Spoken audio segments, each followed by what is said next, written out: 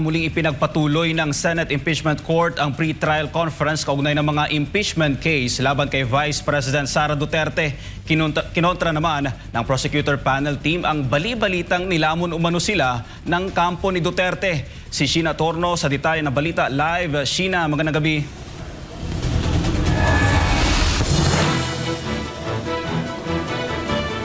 Almar, tinawag ng fake news si Batangas 2nd District Representative Jervil Luistro ang usaping yan habang deadman naman ang defense team ni Vice President Sara Duterte.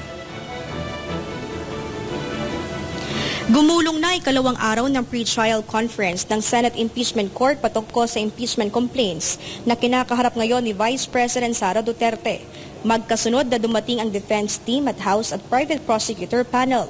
Tapos na ang bahagi ng marking of evidence sa 2 sa 4 na reklamo, partikular na ang bribery at grave threat noong Huwebes.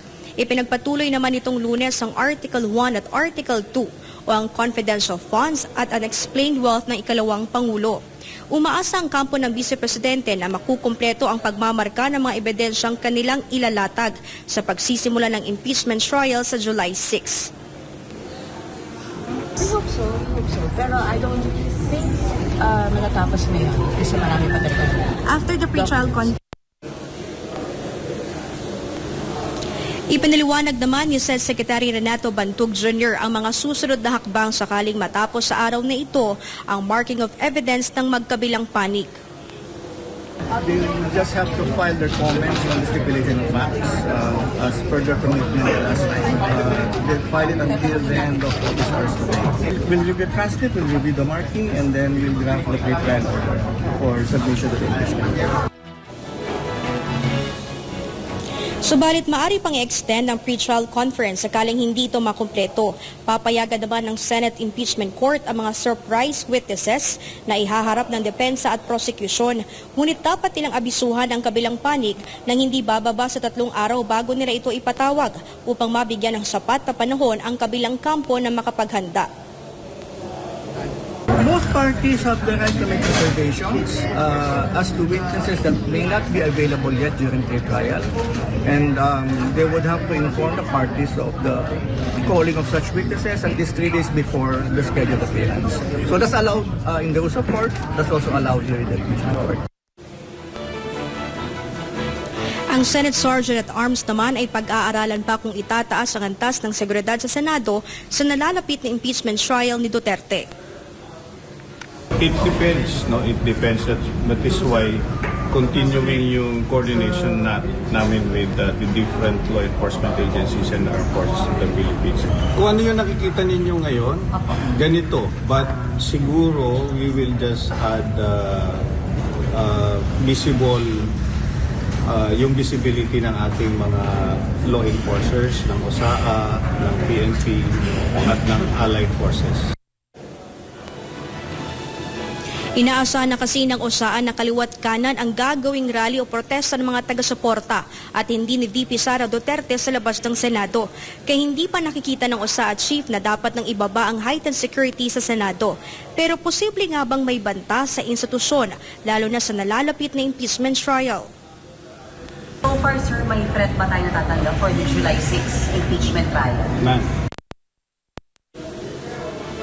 Samantala, pinalaga naman ng House Prosecutor Panel ang balitang nilamon ng buhay si Batangas 2nd District Representative Jervil Luistro ng lead legal counsel ni Duterte na si Attorney Sheila Sison. Tugon dyan ni Luistro. That is not true. That is my news. Beware of fake news. That has been anticipated since we started this. I say this that there will be so much speculation.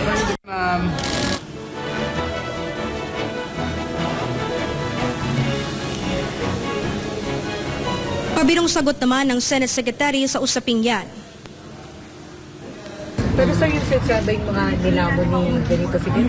No, that's not true. That's not true. That's not true. But there were We provided food, no?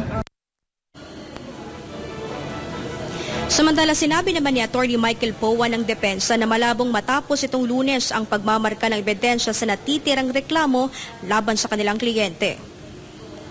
Gusto nating mapabilis, but we're anticipating baka umabot tayo ng Thursday. hopefully matapos namin as soon as possible. I think both parties naman, both the defense and the prosecution, gusto naman namin dalawa na mapabilis at matapos na to para makapag-prepare din kami for trial itself. Paliwanag pa ni POA, napakaraming dokumentong kailangang markahan sa Articles 1 at 2 bilang ebidensya. Sa datos ng Senate Secretary, aabot sa migit 4,000 dokumento o ebidensya ng depensa at prosekusyon ang dapat markahan sa usapin lamang ng confidential funds ni VP Sara.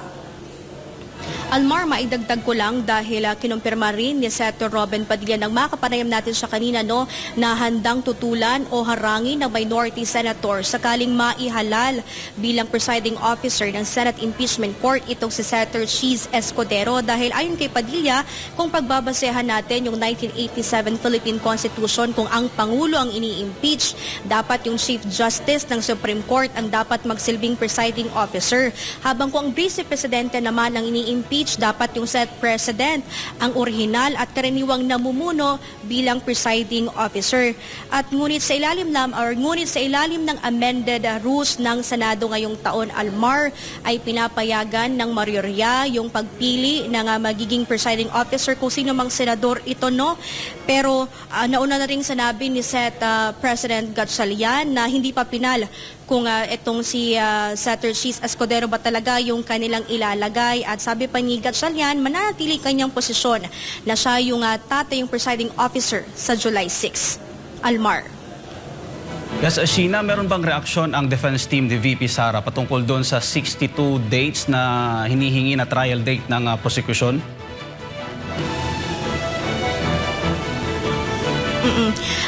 Ayon naman kay Attorney Michael Poa, sinabi niya kanina, hindi rin nalalayo talaga yung magiging calendar days para sa gagawing impeachment trial ni VP Sara. Pero ayaw din niyang i-preempt dahil wala pa nga inilalabas na pre-trial order ang Senate Secretary Almar.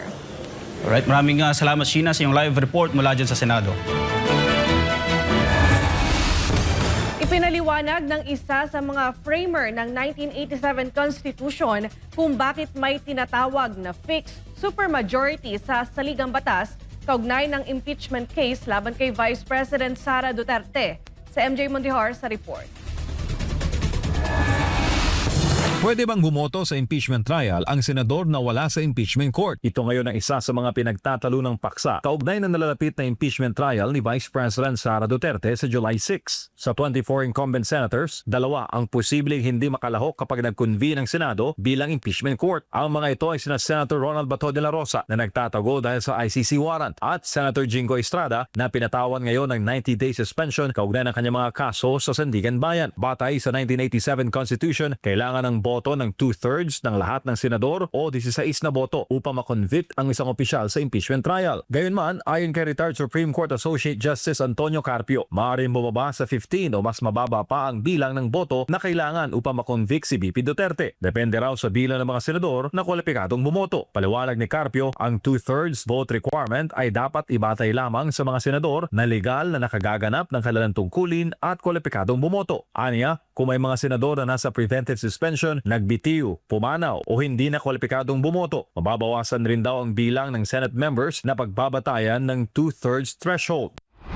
Pero iba naman ang pananaw dito ni retired Supreme Court Associate Justice Adolfo Ascuna. Nanindigan si Ascuna na nananatiling 16 na boto o 2/3 ng kabuang 24 na senador ang kailangan para mahatulang guilty si VP Duterte sa nalalapit na impeachment trial. Ayon kay Ascuna, dapat pa rin isama sa bilang ang lahat ng miyembro ng Senado kahit sila ay nasa ibang bansa, may sakit o nakakulong, basta't nananatili silang senador. Anya, maaari lamang silang hindi isama sa kompetasyon kung sila ay pumanaw, nagbitiw o tuluyan natanggal sa pwesto. Ipinaliwanag pa ni Attorney Ascuna na walang middle ground sa usaping ito dahil bawat senador ay kumakatawan sa mamamayang Pilipino. Aniya, ang hindi pagsama sa kanila sa komputasyon ay katumbas ng misrepresentation ng kanilang mga nasasakupan. Binigang din ng dating maestrado na itinatakda ng konstitusyon ang isang fixed supermajority vote requirement upang matiyak na ang pagpapatalsik sa pinakamatataas sa opisyal ng bansa ay may malawak na suporta. Aniya, ang pabago-bagong voting threshold ay maaaring pagmula ng manipulasyon. Dagdag niya, layunin ng konstitusyon na protektahan ng matataas sa opisyal opisyal ng bansa laban sa madaling pagpapatalsik sa pamamagitan ng pagpigil sa anumang manipulasyon na maaari magresulta sa hindi paglahok ng ilang senador sa proseso. Si Justice Acuna ay isa sa mga hinirang na miyembro noon ng 1986 Constitutional Commission na bumalangkas at sumulat ng kasalukuyang saligang batas o ang ating 1987 Constitution. Para sa Diyos at sa Pilipinas kung mahal, MJ Mondihar, SMNA News.